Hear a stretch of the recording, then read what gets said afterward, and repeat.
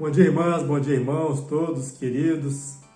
A gente vai pensar um pouco aqui sobre desigualdade social há 2000 anos atrás.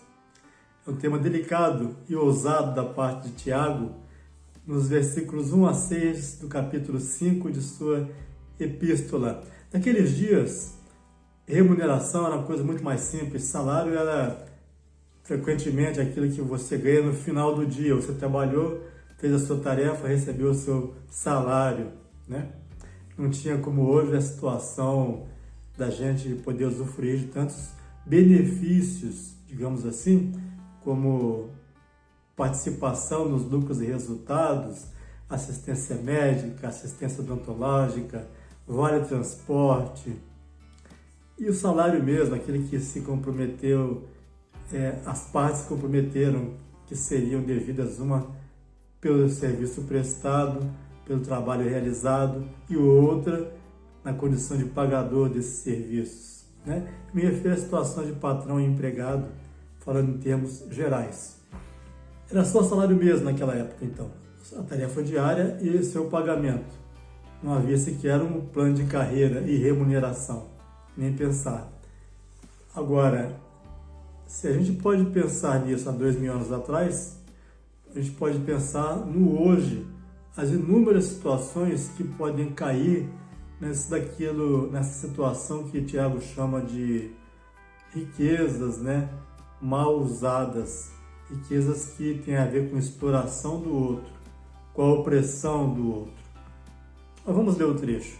Tiago, capítulo 5, versos 1 a 6, que é o tema da nossa conversa de hoje, que está sendo provavelmente pensado pelos irmãos durante a semana.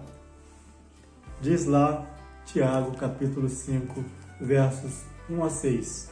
Atendei agora, ricos, chorai lamentando por causa das vossas desventuras que vos sobrevirão.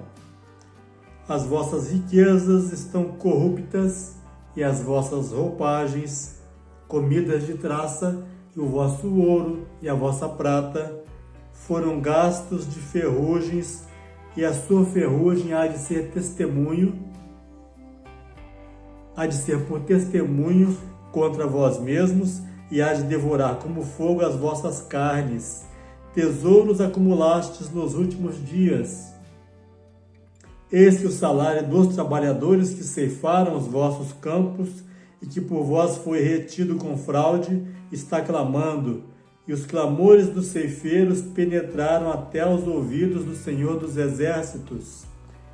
Tendes vivido regaladamente sobre a terra, tendes vivido nos prazeres, tendes engordado os vossos corações em dia de matança, tendes condenado e matado o justo, sem que ele vos faça resistência.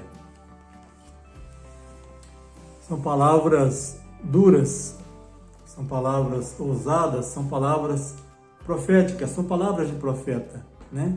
Há toda uma situação aqui que Tiago expõe na relação entre aqueles que acumulam riquezas, né, há 2000 anos atrás, mas sem problema nenhum de pensarmos que isso poderia ser hoje, dos bilionários, dos trilionários que acumulam riquezas, e aqueles que ficam na condição de servos desses, mas servos em princípio remunerados, mas cujo salário ele é retido, e há uma relação de opressão aí que se realiza e cria uma desigualdade.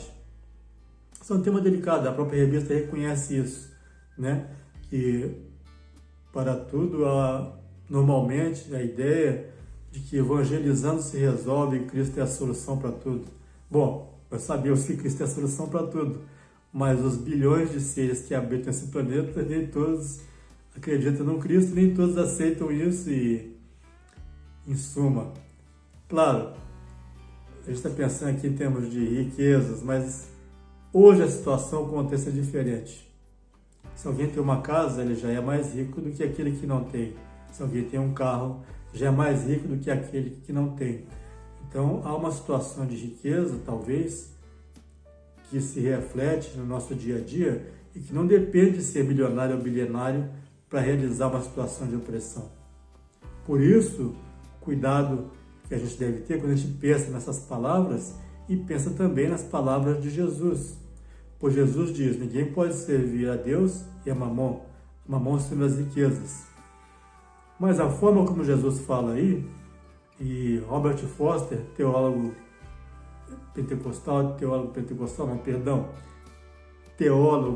protestante, né? E Quaker, defende que o dinheiro não é neutro, e a coisa é pensamento, é a ideia da qual compartilho, pois o que é neutro na nossa vida? O sofá da sala é neutro, então a cadeira é neutra, não tem influência sobre nós. A não ser que, claro, a pessoa seja muito virada da ideia, né? Tem uma mente que aceita que aquele ali é o seu senhor, uma outra situação. Mas para a média das pessoas, para a maioria de nós, são neutros, são objetos. O dinheiro não. Se Jesus se refere a ele como Mamon, como uma entidade, é porque ele não é neutro. Ele pode se tornar a razão do nosso coração, e o coração na Bíblia quer dizer Senhor da razão, Senhor do que nos leva a agir, a pensar, e a gente pode acabar focando nele, reverenciando ele, e em detrimento do próximo. E nisso também se realiza nessa medida em nossas vidas aquilo que Paulo fala, aquilo que Tiago fala de riquezas, né? De como elas dominam o ser humano e levam a oprimir o outro. Então, nisso também devemos nos cuidar. Aliás, me lembro que sei de tribos indígenas que consideram que o outro, aquele outro que está ali na tribo, também é seu filho como seu próprio filho, alguém que deve ser cuidado. Tenho ouvido falar disso e isso me agrada muito, pois gosto de pensar que no nosso pequeno rebanho, ou no rebanho de qualquer igreja, mas isso fica por conta de cada um, mas eu penso que no nosso rebanho, a gente deve se preocupar com a situação na qual a desigualdade afeta o filho do outro, que é meu irmão. Sim, porque hoje se vê que em grande medida, isso pode mudar, mas em grande medida parece que avança para a escravização de pessoas. Pessoas que têm um extremo de ser bilionário, de ser rico, e pessoas que vão cada vez ter menos direitos para conseguirem sobreviver. E há uma situação que é a educação e a saúde que a gente proporciona para as nossas crianças, dá a elas de fugirem dessa escravidão que se realiza numa sociedade na qual essa reverência à riqueza, na qual essa reverência ao dinheiro apontada por Tiago, apontada pelo Senhor Jesus, se realiza normalmente. É uma sociedade que reverencia o dinheiro, as posses, as riquezas, em detrimento, em prejuízo do próximo, do outro. Sendo que para nós, é bom lembrar, a Bíblia está atravessada, está rasgada de recomendações e de ordenanças, de ordens mesmo, de que a gente não faça isso, que a gente tenha por mente cuidar do outro e não deixar que a situação de opressão se realize de qualquer forma, principalmente através do furto, do roubo, de coisas piores.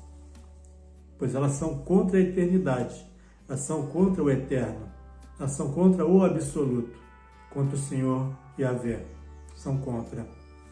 Basta lembrar, nesse momento, sem nos aprofundarmos, o que diz Levítico, lá em 19:13. Não oprimirás o teu próximo, nem o roubarás. A paga do jornaleiro não ficará contigo até pela manhã. O jornaleiro sendo o taifeiro, que faz a tarefa, Tarefeiro, o operário, aquele que ganhava seu salário. Então não era para reter nada dele, e nem criar situações que abriam espaço para a opressão do outro pelo poder financeiro. Ora, irmãos, se pensamos nisso, devemos pensar que, naquela medida que nos couber, que nos for possível, devemos tirar qualquer situação que possa gerar opressão sobre a vida do outro pelo uso que nós fazemos do dinheiro. É importante usarmos ele para cuidar do outro.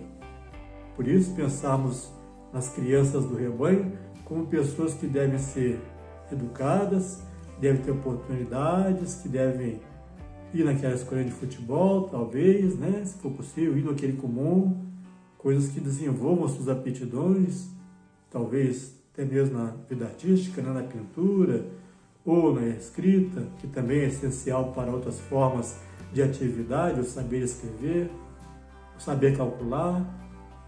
Essa preocupação deve estar em nosso coração, porque são preocupações que dizem respeito a quebrar a desigualdade, para a qual Tiago nos alerta aqui nesses versículos de forma dura.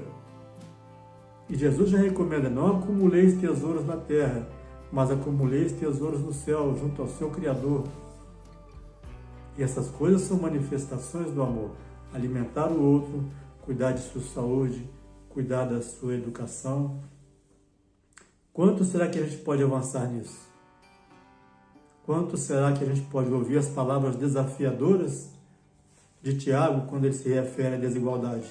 Que é um tema delicado, inclusive, porque ele menciona isso assim em 6 versículos né?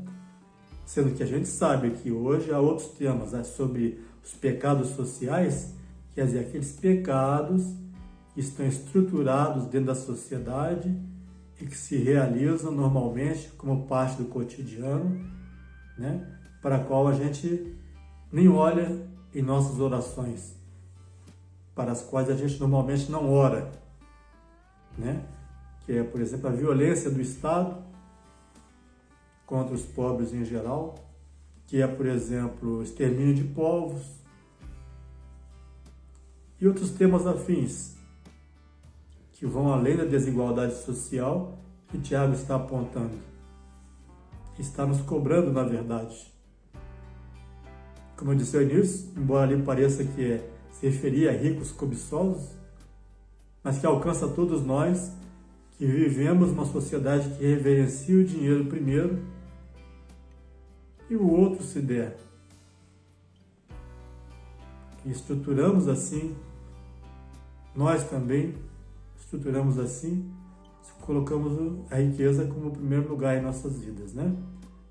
Embora dizendo que Deus está em primeiro lugar, Deus está acima de tudo, mas o que vemos é o acumular riquezas como forma de nos tornarmos mais ricos, né? Bom, irmãos, esse tema é delicado, é um tema real, concreto, e deve ser motivo de reflexão para nós que aceitamos o fato de que a nossa vida continua numa eternidade que desconhecemos, ao lado de um Criador cuja luz plena não conhecemos.